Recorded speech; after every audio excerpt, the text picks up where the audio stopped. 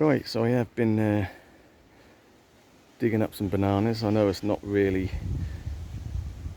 necessary yet, but I want to take stock and I had to move some plants about, so this is why I've dug these up so early, if you like. I know some people say, oh, don't you do that to the end of October? Well, you can't put a time on it. It's whenever you feel like you want to do it, and you know where you are in the country and what the weather's doing. You can't, it changes from year to year. You can't put a end of October, dig them up. You can't put a time on it. You play it by ear.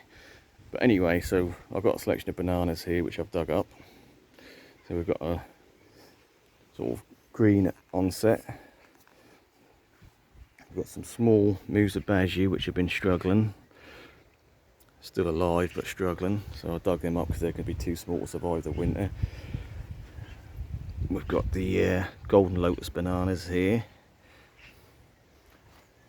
We've got nice Sycamhensis, Bengal tiger, that's done quite well. I brought that as a small plug plant at the beginning of the year. Whacked it in the ground. I think I've got it end of May.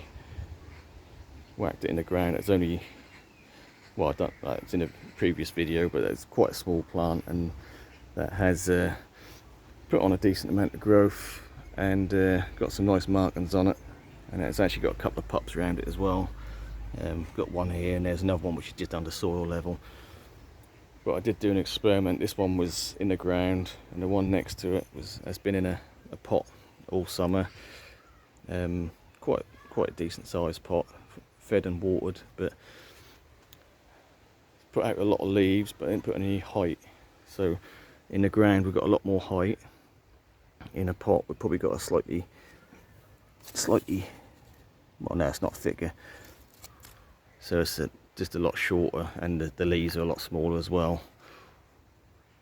And the leaves aren't looking as nice and glossy as the one that's been in the ground. So even if you've only got a short growing season, it do pay to get them in the ground because they do so much better.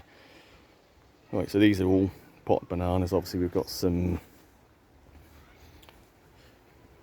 dwarf Cavendish here as well.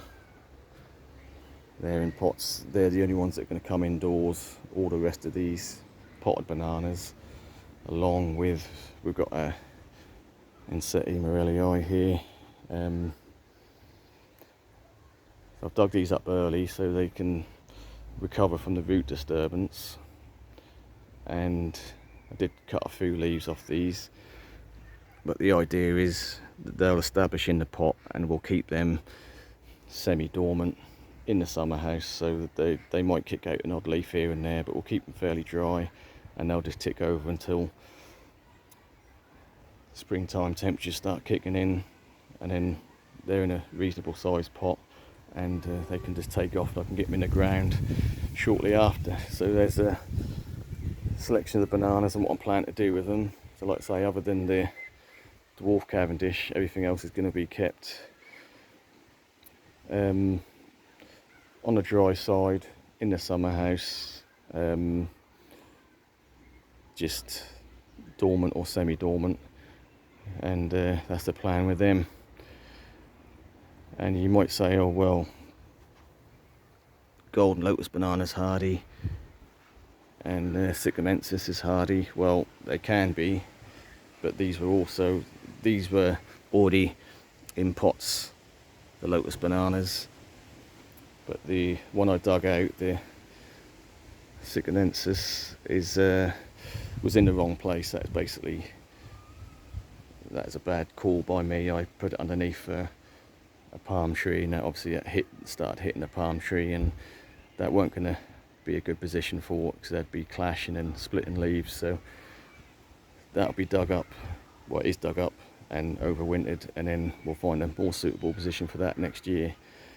So again, where I can, I'll leave stuff in the ground, but if it's in the wrong place, then now's a good time to either lift and move, or lift and pot up and store for over winter.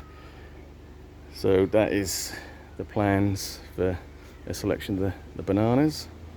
Thanks for watching.